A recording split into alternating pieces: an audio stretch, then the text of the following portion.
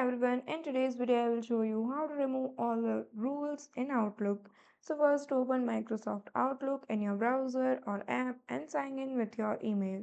Once you are in, look to the top right corner, you will see a settings option. Click on this and scroll down until you find the rules. Now here you will see the list of rules you have created.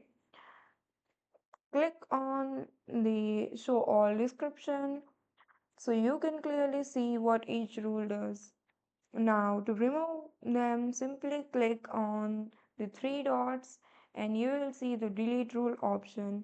Click on this and now a confirmation box will pop up. Click on OK. To finalize, repeat this for any rules you want to clear out. And that's it, your inbox is now free from all unwanted automation. So that's all for today. Thank you for watching.